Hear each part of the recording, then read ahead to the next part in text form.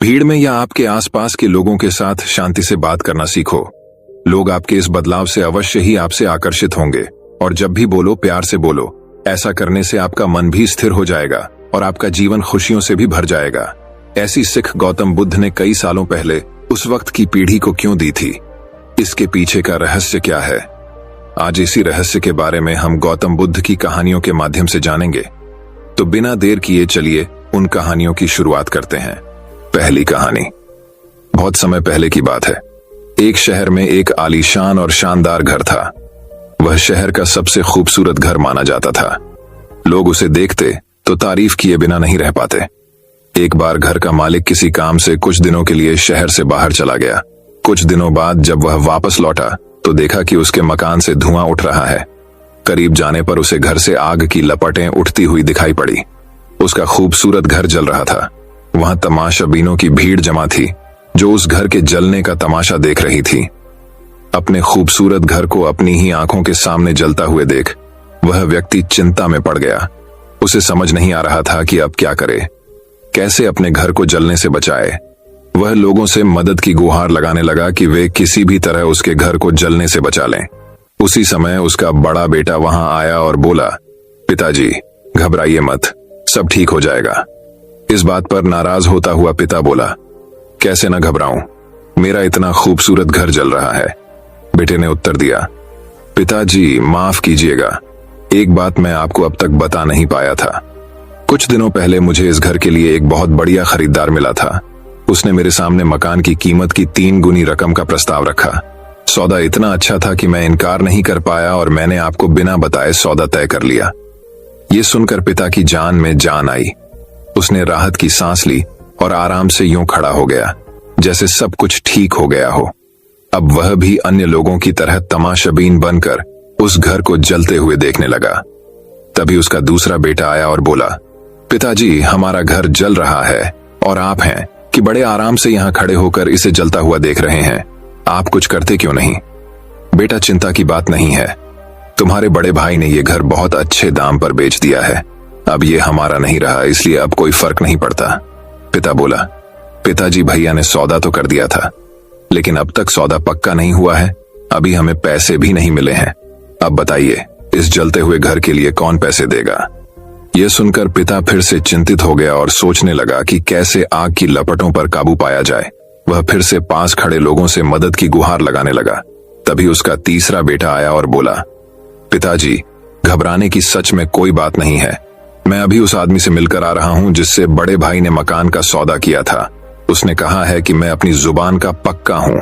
मेरे आदर्श कहते हैं कि चाहे जो भी हो जाए अपनी जुबान पर कायम रहना चाहिए। इसलिए अब जो हो जाए, जबान दी है तो घर जरूर लूंगा और उसके पैसे भी दूंगा। पिता फिर से चिंता मुक्त हो गया और घर को जलते हुए देखने लगा। मित्रों, इस कहानी से हमें यह सीख मिलती है, एक ही परिस्थिति में व्यक्ति का व्यवहार भिन्न भिन्न हो सकता है और यह व्यवहार उसकी सोच के कारण होता है। उदाहरण के लिए जलते हुए घर के मालिक को ही लीजिए। घर तो वही था जो जल रहा था, लेकिन उसके मालिक की सोच में कई बार परिवर्तन आया और उस सोच के साथ उसका व्यवहार भी बदलता गया। असल में जब हम किसी चीज से जुड़ जाते हैं तो उसके छिन जाने पर या दूर जाने पर हमें दुहक होता है, लेकिन यदि हम किसी चीज को खुद से अलग कर देखते हैं तो एक अलग सी आजादी महसूस करते हैं और दुख हमें छूता तक नहीं है। इसलिए दुखी होना और ना होना पूर्णतः हमारी सोच और मानसिकता पर निर्भर करता है। सोच पर नियंत्रण रखकर या उसे सही दिशा देकर हम बहुत से दुखों और परेशानियों से न सिर्फ बच सकते हैं बल्कि जीवन में नई ऊंचाइयां भी प्राप्त कर सकते हैं। तो चलिए अब हमारे दूसरे कहानी की शुरुआत करते हैं। दोस्तों, दूसरी कहानी कुछ इस प्रकार है। बहुत समय पहले एक बड़े से राज्य में राजा ब्रह्मदत्त राज्य करता था। उसके पुत्र का नाम दुष्ट कुमार था। दुष्ट कुमार स्वभाव से बहुत कठोर और सर्प के समान भयंकर था। बिना गाली गलौज और बिना मारे पीटे वह किसी से बात तक नहीं करता था। अपने दुष्ट स्वभाव के कारण वह लोगों को बहुत अप्रिय था। आंख की किरकिरी के समान वह सबको खटकता। एक दिन की बात है, दुष्ट कुमार अपने नौकरों चाकरों के साथ नदी के किनारे खेलने गया। इतने में बड़े जोर से बादल घिर आए और सब जगह अंधेरा छा गया। दुष्ट कुमार ने नौकरों से कहा, सेवको चलो मुझे नदी के बीच ले चलकर नहलाओ। नौकरों ने सोचा क्यों ना हम इस पापी को यहीं समाप्त कर दें। राजा हमारा क्या बिगाड़ लेगा। इस प्रकार आपस में सलाह कर उन्होंने उस मनहूस को नदी के बीच धार में डुबो दिया। घर लौटने पर जब राजकुमार के बारे में पूछा गया तो नौकरों ने कह दिया कि हमें मालूम नहीं वह कहां है। यह समाचार राजा के पास पहुंचा। उसने मंत्रियों से पूछा। मंत्रियों ने कहा, महाराज हमने समझा कुमार नदी में नहाकर घर आ गए होंगे। राजा ने कुमार की खोज में चारों ओर आदमी दौड़ाए, किंतु उसका कहीं पता नहीं चला। उस दिन बहुत जोर की वर्षा हुई। दुष्ट कुमार के हाथ में नदी में बहता हुआ एक लक्कड़ पड़ गया। उस पर बैठा रोता चिल्लाता वह नदी में बहने लगा। उसी राज्य का एक धन्ना सेठ उस नदी किनारे हजारों सोने के सिक्के गाड़कर मरा था और धन के लोभ से अब सर्प बनकर वहां पैदा हुआ था। वर्षा के कारण सर्प के बिल में पानी भर गया और वह भी नदी की धार में बहने लगा। नदी में बहते हुए उसने इस लड़क को देखा और उसे पकड़कर वह उसके एक कोने में बैठ गया। इसी नदी के किनारे एक चूहा रहता था। यह चूहा भी पूर्व जन्म में वाराणसी का बड़ा सेठ था। उसने नदी के किनारे कई घड़े धन गाड़ कर रखा था और उसके लोभ से अब चूहा बनकर पैदा हुआ था। वर्षा के कारण चूहे के बिल में पानी भर गया और वह भी नदी में बहने लगा। यह चूहा भी उस बहते हुए लक्कड़ के किनारे जा बैठा। उस समय एक भिक्षु नदी के मोड़ पर अपनी पर्णशाला बनाकर रह रहा था। आधी रात को वह इधर उधर टहल रहा था। इतने में एकाएक किसी के रोने का शब्द सुनाई दिया। बाहर आकर देखा तो एक आदमी लक्कड़ पर बैठा नदी में बहा जा रहा है। भिक्षु ने सोचा, मेरे रहते हुए इसे अपने प्राणों से हाथ धोना पड़े, ये ठीक नहीं, अतएव नदी से निकालकर इसकी रक्षा करनी चाहिए।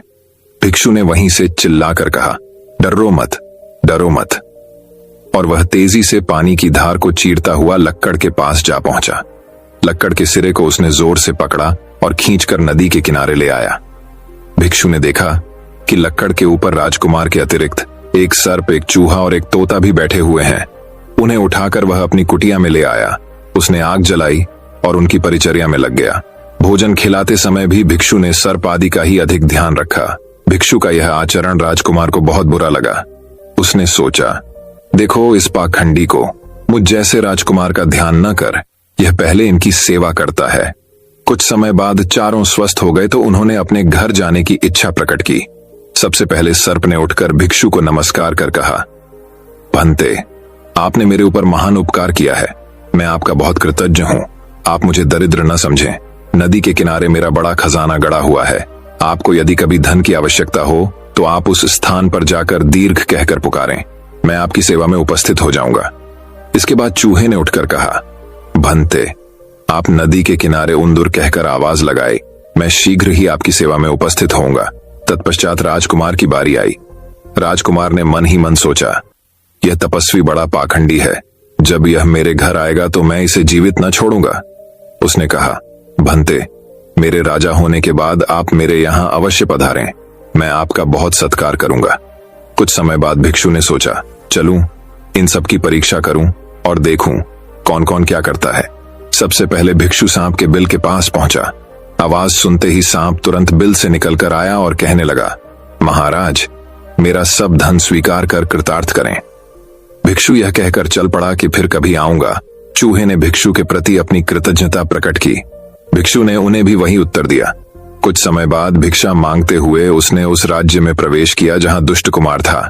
उस समय राजा अपने हाथी पर बैठकर बहुत से नौकर चाकरों के साथ नगर की प्रदक्षिणा कर रहा था। भिक्षु को दूर से आते हुए देखकर उसने सोचा, यह वही पाखंडी है जो मेरे घर मुफ्त में रहने और खाने के लिए आ रहा है। अतएव इसके कुछ मांगने के पहले ही इसका सिर कटवा देना चाहिए। राजा ने कर्मचारियों को संकेत करते हुए कहा, देखो, यह पाखंडी मुझसे कुछ मांगने आ रहा है। इस मनहूस को मेरे पास न आने दो। इसे पकड़कर इसके हाथ बांध लो और चौराहों पर पीटते हुए नगर के बाहर निकाल दो।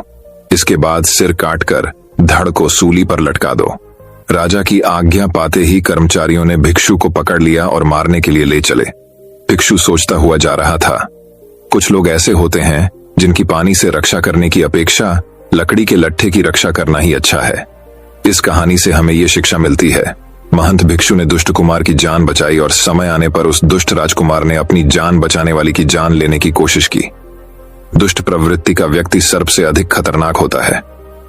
जब कभी आपको चुनाव करना हो तो ध्यान रखें, एक दुष्ट व्यक्ति की सहायता करने से अच्छा है किसी सर्प की सहायता की जाए, कम से कम वह एहसानमंद तो होगा। तो दोस्तों चलिए अब तीसरी कहानी की शुरुआत करते हैं। तीसरी कहानी, भाग्य का लिखा कभी नहीं मिटता। किसी गांव में एक बहुत ही ज्ञानी पंडित रहता था। एक दिन वह अपने बचपन के दोस्त से मिलने के लिए दूसरे गांव में जा रहा था।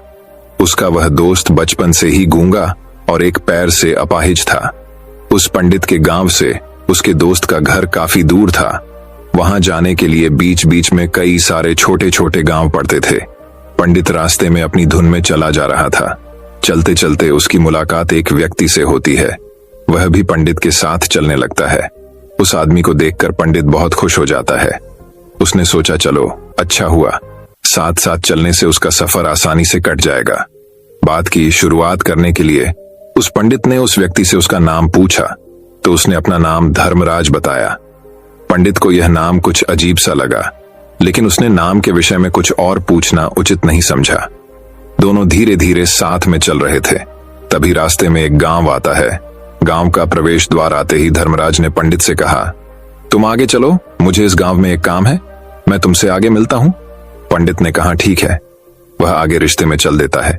कुछ देर बाद उस गांव में खबर फैली कि एक व्यक्ति को सांड ने अपनी सींग में फंसाकर मार दिया है। जैसे ही सांड ने उस व्यक्ति को मारा, ठीक कुछ ही देर में धर्मराज पंडित के पास आ गया। फिर दोनों चलना शुरू कर देते हैं और चलते चलते एक दूसरे गांव के द्वार पर पहुंच जाते हैं। उस गांव के बाहर एक बड़ा और विशाल मंदिर बना हुआ था। वहां पर आराम करने की सुविधा काफी बढ़िया लग रही थी। पंडित के दोस्त का घर अभी वहां से बहुत दूर था और रात भी होने वाली थी। तो पंडित ने धर्मराज से कहा, रात होने वाली है, पूरे दिन चलते चलते थक भी चुके हैं और भूख भी लग रही है, तो यहाँ पर भोजन करके यहीं पर हम विश्राम कर लेते हैं, फिर सुबह के समय आराम से आगे की यात्रा जारी करेंगे। धर्मराज ने कहा ठीक है, मुझे इस गांव में किसी को कुछ जरूरी सामान देने जाना है, तुम भोजन करके आराम करो, मैं बाद में आकर भोजन कर लूंगा। इतना कहकर वह वहां से चला जाता है। लेकिन उसके जाते ही कुछ ही देर बाद धुआं उठता हुआ दिखाई देता है और देखते ही देखते पूरे गांव में आग लग जाती है। पंडित ने हैरानी से सोचा कि यह धर्मराज जहां भी जाता है वहां कोई ना कोई अनहोनी जरूर हो जाती है, कुछ तो गड़बड़ है इस व्यक्ति में। लेकिन पंडित ने रात्रि में धर्मराज से कुछ भी पूछना उचित नहीं समझा। सुबह होते ही दोनों फिर से अपनी यात्रा शुरू कर देते हैं। कुछ देर चलने के बाद रास्ते में फिर से एक गांव आता है। धर्मराज ने फिर पंडित से कहा, आप आगे चलिए, मुझे इस गांव में अपने मित्र से मिलने जाना है, मैं अपने दोस्त से मिलने के बाद आगे रास्ते में मिलूंगा। यह कहकर धर्मराज वहां से चला गया। लेकिन पंडित इस बार आगे नहीं गया। वहीं खड़ा होकर धर्मराज को देखता रहा कि वह कहां जा रहा है और क्या करता है। तभी थोड़ी देर बाद लोगों की आवाज सुनाई देने लगी कि एक व्यक्ति को सांप ने काट लिया है और उसकी मृत्यु हो गई है। ठीक उसी समय धर्मराज फिर पंडित के पास पहुंच गया। लेकिन इस बार पंडित से रहा नहीं गया और उसने धर्मराज से पूछ ही लिया कि तुम जिस भी गांव में जाते हो वहां कोई ना कोई अनहोनी जरूर हो जाती है, क्या तुम मुझे बता सकते हो, यह ऐसा क्यों हो रहा है? धर्मराज ने कहा, पंडित जी आप तो मुझे बहुत ज्ञानी मालूम पड़े थे, इसीलिए मैं आपके साथ चलने लगा था, क्योंकि ज्ञानियों का साथ बहुत अच्छा होता है, परंतु आप अभी तक समझ नहीं पाए कि मैं कौन हूँ। पंडित ने कहा, मैं समझ गया हूँ, लेकिन मुझे कुछ शंका है, अगर आप ही अपना उपयुक्त परिचय दे दें तो मेरे लिए आसानी होगी। तब धर्मराज ने जवाब दिया कि मैं यमदूत हैं और यमराज की आज्ञा से उन लोगों के प्राण हरण करता हूं जिनकी उम्र पूरी हो चुकी है। हालांकि पंडित को पहले से ही इस बात की आशंका थी, फिर भी धर्मराज के मुंह से ये बातें सुनकर वह घबरा गया। लेकिन वह हिम्मत करके पूछता है कि अगर तुम सच में यमदूत हो तो मुझे बताओ, अगली मृत्यु किसकी है? धर्मराज ने जवाब दिया, अगली मृत्यु तुम्हारे उसी मित्र की है जिससे तुम मिलने जा रहे हो, और उसकी मृत्यु का कारण भी तुम ही बनोगे। ये बात सुनकर पंडित सहम गया और सोच में पड़ गया कि अगर सच में यह धर्मराज यमदूत हुआ तो उसकी बात भी सच होगी और उसके कारण मेरे बचपन के सबसे अच्छे मित्र की मृत्यु हो जाएगी। तो सबसे अच्छा तो यही होगा कि मैं अपने मित्र से मिलने ही ना जाऊं, कम से कम मैं उसकी मृत्यु का कारण तो नहीं बनूंगा। धर्मराज ने मुस्कुराते हुए कहा, तुम जो सोच रहे हो वो सब मुझे पता है, मगर तुम्हारे अपने मित्र से मिलने ना जाने से नियति नहीं बदल जाएगी। तुम्हारे मित्र की मृत्यु तो निश्चित है और वह अगले कुछ ही पलों में घटित होने वाली है। महाकाल के मुंह से ऐसी बातें सुनकर पंडित को झटका लगा, क्योंकि महाकाल ने पंडित के मन की बातें पढ़ ली थी, जो कि एक सामान्य व्यक्ति के लिए संभव नहीं है। अब पंडित को विश्वास हो गया कि यह धर्मराज सचमुच में यमदूत ही हैं। जब पंडित को यह पूर्ण विश्वास हो गया कि धर्मराज जी यमदूत हैं तो वह घबरा गया। वह अपने मित्र की मृत्यु का कारण नहीं बनना चाहता था, इसलिए वह पलटकर अपने गांव की तरफ वापस जाने लगा।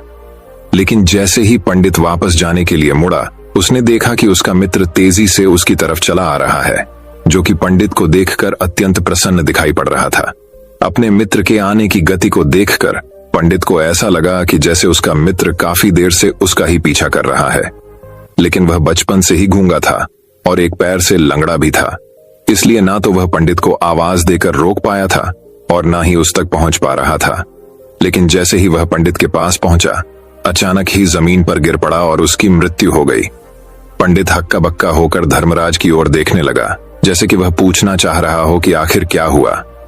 धर्मराज पंडित के मन में उठ रहे प्रश्नों को समझ गया और बोला, तुम्हारे मित्र ने पिछले गांव में ही तुम्हें देख लिया था और वे वहीं से ही तुम्हारा पीछा कर रहा था, लेकिन गूंगा और लंगड़ा होने की वजह से वह तुम तक नहीं पहुंच पाया।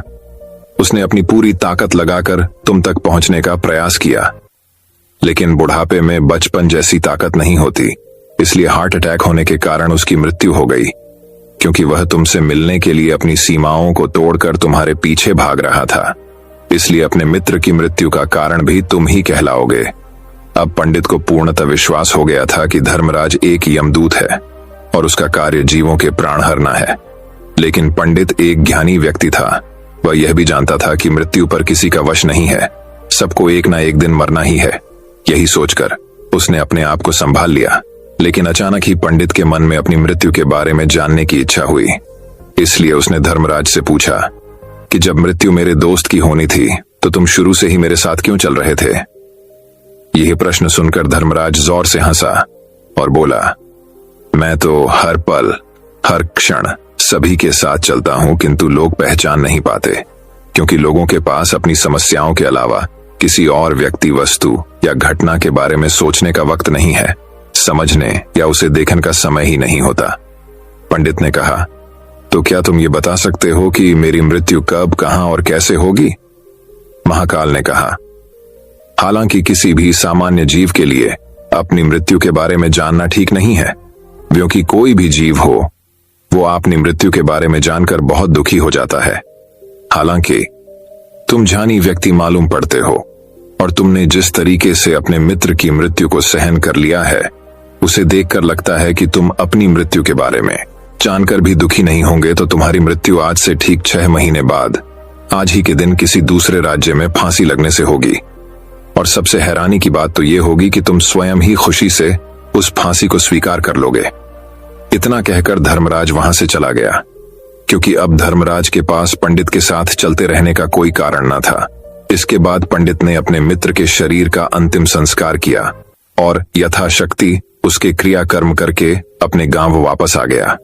लेकिन कोई व्यक्ति कितना भी ज्ञानी क्यों ना हो, अपनी मृत्यु के बारे में जानकर दुखी तो होता ही है और मृत्यु से बचने का कोई ना कोई उपाय भी खोजता है। तो पंडित ने भी वही किया। क्योंकि पंडित विद्वान था, इसलिए उसकी पहचान उस राज्य के राजा तक थी। पंडित ने सोचा कि राजा के पास तो कई सारे ज्ञानी मंत्री हैं, वो मेरी मृत्यु से संबंधित समस्या का कोई न कोई समाधान निकाल ही लेंगे। पंडित यही सब सोचता हुआ राज दरबार में पहुंच जाता है और राजा सारी घटना के बारे में बताता है।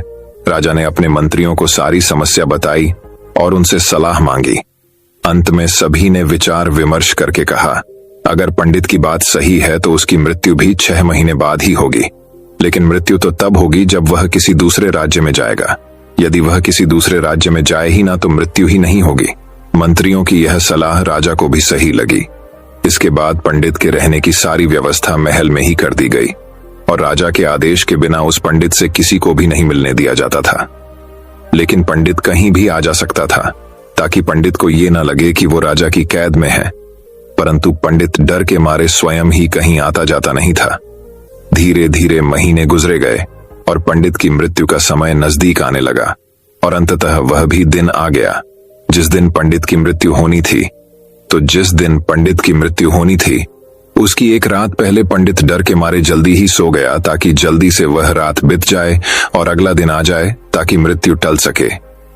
लेकिन पंडित को नींद में चलने की बीमारी थी और अपनी इस बीमारी के बारे में वह स्वयं ही नहीं जानता था, तो फिर राजा, मंत्री या किसी वैद्य को इसके बारे में बताने का कोई प्रश्न ही नहीं उठता। पंडित अपनी मृत्यु को लेकर बहुत चिंतित था। वह पिछले कई दिनों से ठीक से सो भी नहीं पा रहा था, और नींद में चलने की बीमारी भी तभी होती है जब व्यक्ति ठीक से सो नहीं पा रहा हो। तो उस रात भी पंडित को नींद में चलने का दौरा पड़ा। वह उठा और महल से निकलकर अस्तबल में गया। क्योंकि पंडित राजा का खास मेहमान था, इसलिए किसी भी पहरेदार ने उसे नहीं रोका और ना ही किसी तरह की कोई पूछताछ की। अस्तबल में पहुंचकर वह सबसे तेज चलने वाले घोड़े की पीठ पर सवार होकर नींद में ही अपने राज्य की सीमा से बाहर दूसरे पड़ोसी राज्य में चला गया। इतना ही नहीं, वह दूसरे राज्य के राजा के महल में पहुंचा। उस महल के पहरेदारों ने भी उसे नहीं रोका और न ही कोई पूछताछ की। सभी लोग रात्रि का अंतिम प्रहार होने के कारण गहरी नींद में थे। वह पंडित सीधे राजा के सैन्य कक्ष में पहुंचा, जहां राजा और रानी सो रहे थे। वह पंडित वहीं जाकर सो गया। सुबह हुई तो राजा ने पंडित को रानी के बगल में सोया हुआ देखा तो है बहुत क्रोधित हो गया। राजा ने पंडित को कैद करने का आदेश दे दिया। पंडित गिरफ्तार हो गया, लेकिन पंडित तो भौंचक्का था। उसे तो कुछ समझ नहीं आ रहा था कि आखिर वह दूसरे राज्य में और राजा के सैन्य में कैसे पहुंचा। लेकिन वहां उसकी ये सब सुनने वाला कोई नहीं था। राजा ने पंडित को दरबार में पेश करने का आदेश दिया। कुछ देर बाद उस पंडित को दरबार में लाया गया। पंडित को देखते ही राजा इतना आग बबूला हो गया कि उसे फांसी पर चढ़ा देने का हुक्म सुना दिया। फांसी की सजा सुनकर पंडित कांप गया, लेकिन फिर भी थोड़ी सी हिम्मत जुटाकर राजा से बोला, महाराज, मैं नहीं जानता कि मैं राजमहल तक कैसे पहुंचा। मैं यह भी नहीं जानता हूं कि आपके सैन्य कक्ष तक में कैसे आया, और आपके महल के किसी पहरेदार या सैनिक ने मुझे रोका क्यों नहीं। लेकिन मैं इतना जरूर जानता हूं कि आज मेरी मृत्यु होनी थी, और वो होनी भी जा रही है। राजा को यह बात थोड़ी अजीब लगी। उसने पंडित से पूछा, तुम्हें कैसे पता कि आज तुम्हारी मृत्यु होनी है। राजा के इस प्रश्न के जवाब में पंडित ने पिछले 6 महीने की सारी घटना सुना दी। राजा को सुना दिया और बोला, महाराज, मेरा क्या, किसी भी सामान्य व्यक्ति में इतना साहस नहीं कि वह राजा के सैन्य कक्ष में राजा की उपस्थिति में रानी के साथ सो जाए। राजा को पंडित की बात में थोड़ा तर्क दिखाई पड़ा, परंतु उसने सोचा कि यह मृत्यु से बचने के लिए धर्मराज और उसके द्वारा अपनी मृत्यु की भविष्यवाणी की कहानी बना रहा है। इसलिए राजा ने पंडित से कहा, यदि तुम्हारी बात सत्य है और आज ये तुम्हारी मृत्यु का दिन है, जैसा कि यमदूत धर्मराज ने तुमसे कहा था, तो आज तुम्हारी मृत्यु का कारण मैं नहीं बनूंगा।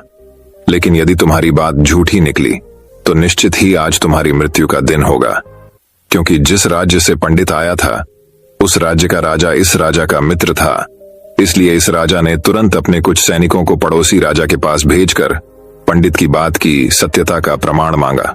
भेजे गए सैनिक शाम तक लौटे और उन्होंने राजा को बताया कि महाराज, पंडित जो कुछ भी कह रहा है वो सब सत्य है। पड़ोसी राज्य के राजा ने पिछले 6 महीने से पंडित के रहने की सारी व्यवस्था अपने ही महल में कर रखी थी। पंडित राजा का खास मेहमान था। कल शाम राजा आखिरी बार पंडित से उसके कक्ष में मिले थे, और उसके बाद यह इस राज्य में कैसे पहुंच गया, इसकी जानकारी किसी को भी नहीं है। इसलिए उस राज्य के राजा के अनुसार पंडित को फांसी की सजा देना ठीक नहीं है। लेकिन राजा के सामने एक नई समस्या थी, क्योंकि उसने बिना पूरी बात जाने ही पंडित को फांसी की सजा सुना दी थी। इसलिए अगर पंडित को फांसी नहीं दी जाती तो राजा के वचन का अपमान हो जाएगा। लेकिन अगर राजा की बात का मान रखा जाए तो बेवजह ही एक निर्दोष व्यक्ति की मौत हो जाएगी। राजा ने अपने सभी मंत्रियों से इस बारे में सुझाव मांगा।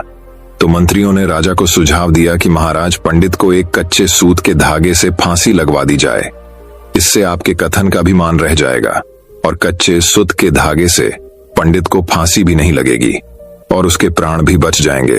राजा को मंत्रियों का यह सुझाव पसंद आया और उसने ऐसा ही करने का आदेश दे दिया।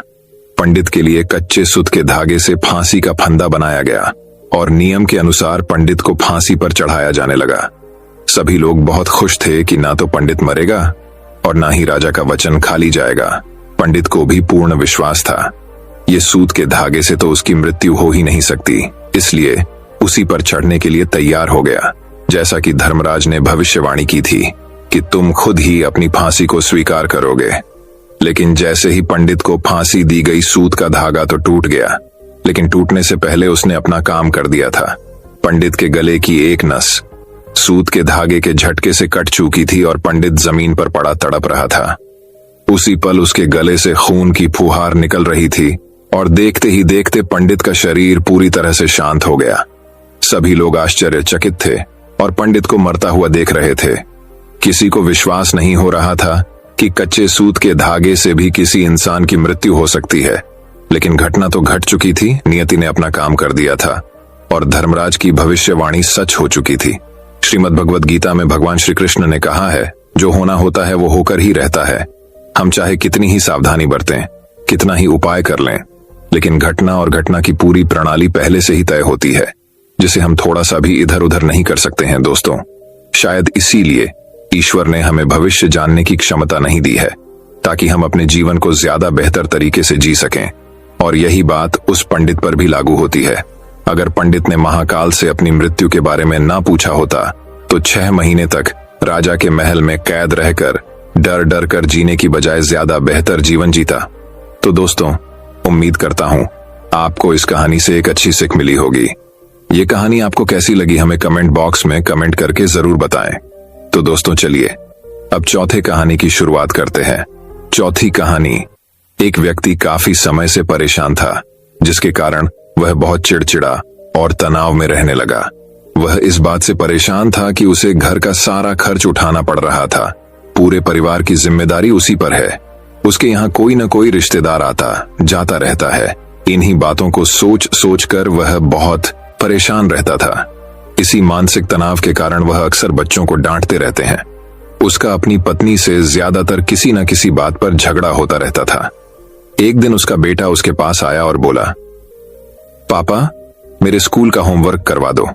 वह व्यक्ति पहले से ही तनाव में था, इसलिए उसने अपने बेटे को डांटकर भगा दिया। लेकिन जब थोड़ी देर बाद उसका गुस्सा शांत हुआ तो वह बेटे के पास गया। उसने देखा कि बेटा सो रहा था और उसके हाथ में उसकी होमवर्क कॉपी थी। उसने कॉपी देखी और जैसे ही उसने कॉपी नीचे रखी, उसकी नजर होमवर्क के शीर्षक पर पड़ी। होमवर्क का शीर्षक वह था जो हमें पहले पसंद नहीं था, लेकिन बाद में वह अच्छा निकला। बच्चे को एक लिखना था इस शीर्षक पर। अनुच्छेद उसने क्या लिखा? जिज्ञासावश उसने बच्चे का लिखा पढ़ना शुरू किया। बच्चे ने लिखा, मैं अपनी अंतिम परीक्षा के लिए बहुत आभारी हूं, क्योंकि पहले तो ये अच्छा नहीं लगता, लेकिन उसके बाद स्कूल की छुट्टियां हो जाती हैं। इसके लिए मैं आपका बहुत बेहद धन्यवाद करता हूं। कड़वी दवाइयां जिनका स्वाद खराब होता है, क्योंकि शुरुआत में तो ये मुझे बहुत कड़वा लगता है, लेकिन बाद में ये मेरी बीमारी को ठीक कर देता है। मुझे सुबह जगाने के लिए मैं उस अलार्म घड़ी को धन्यवाद देता हूं। वह हर सुबह मुझे बताता है कि मैं जीवित हूं।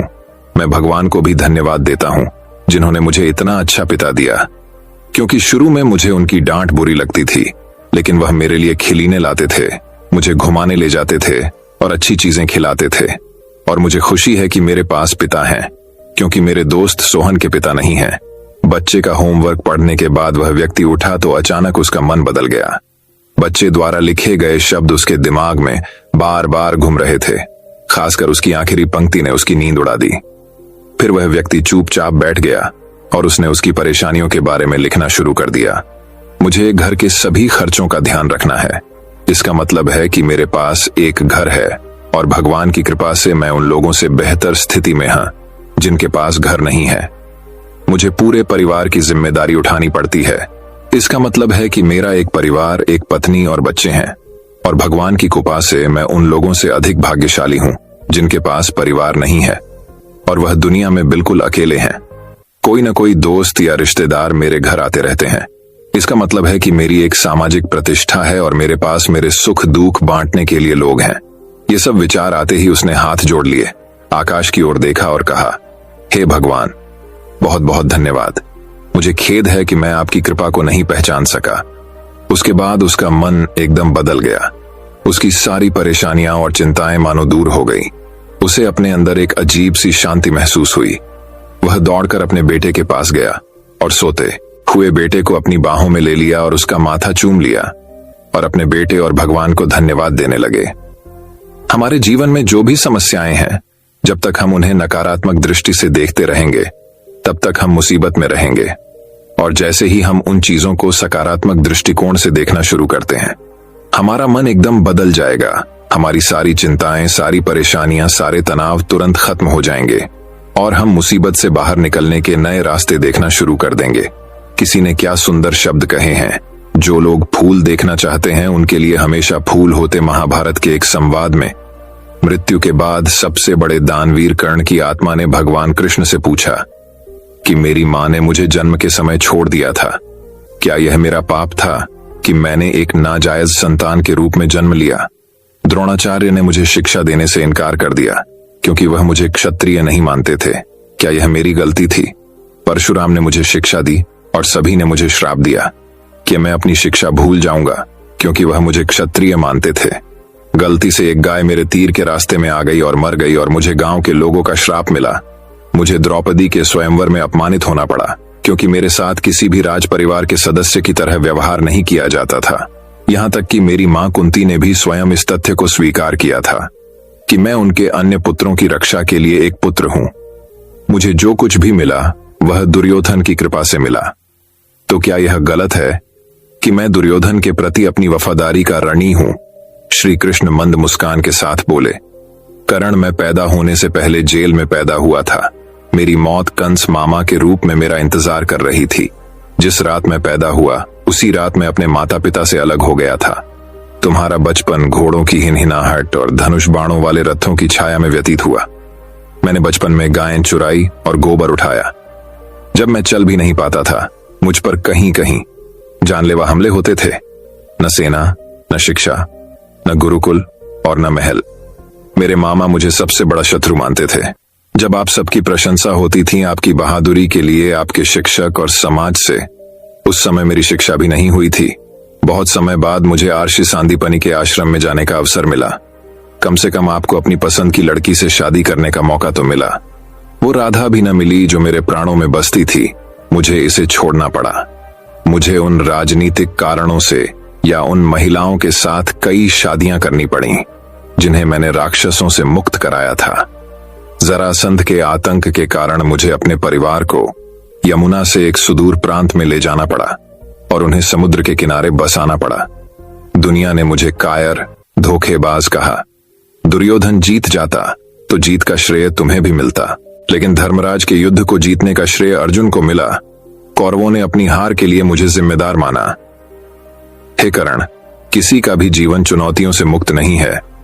हर किसी के जीवन में सब कुछ ठीक नहीं होता है। समस्या केवल यह है कि हर कोई अपनी समस्या को सबसे बड़ा मानता है। क्या सच है, क्या उचित है, यह हम अपनी आत्मा की आवाज से निर्धारित करते हैं। इससे कोई फर्क नहीं पड़ता कितनी बार हमारे साथ गलत व्यवहार किया जाता है। इससे कोई फर्क नहीं पड़ता कि कितनी बार हमारा अपमान किया जाता है। कोई फर्क नहीं पड़ता कि कितनी बार हमारे अधिकारों का हनन होता है। लेकिन फर्क सिर्फ इतना है कि हम उन सभी से कैसे निपटते हैं। जो लोग विपरीत परिस्थितियों में भी सकारात्मक सोचते हैं उनके जीवन में कई परेशानियां कम हो जाती हैं। ऐसे में हमारे नकारात्मक विचार हमारे काम को बिगाड़ सकते हैं। इसके लिए हमें हमेशा सकारात्मक सोचना चाहिए। इस संबंध में लोक कथा। एक लोक कथा के अनुसार एक गांव में दो आर्षि एक छोटी सी कुटिया में एक साथ रहते थे। दोनों सुबह सुबह अलग अलग गांवों में जाकर भिक्षा मांगते हैं और फिर झोपड़ी में लौट आते हैं और फिर दिन भर हनुमान का नाम जपते रहते हैं। भीख मांगकर उनका जीवन चल रहा था।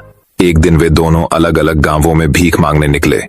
शाम को दोनों वापस आए तो उन्हें पता चला कि गांव में तूफान आया है।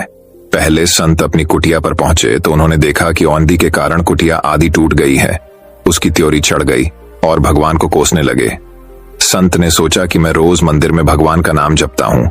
दूसरे गांव में चोरों और लुटेरों के घर सुरक्षित हैं और हमारी झोपड़ी तोड़ दी। हम दिन भर पूजा करते हैं लेकिन भगवान को हमारी कोई परवाह नहीं है। ये भगवान कितना अदयालु है। वे हम जैसे भक्तों को दुख और दष्टों को सुख देते हैं। कुछ देर बाद एक अन्य संत भी वहां पहुंचे। उन्होंने टूटी झोपड़ी भी देखी।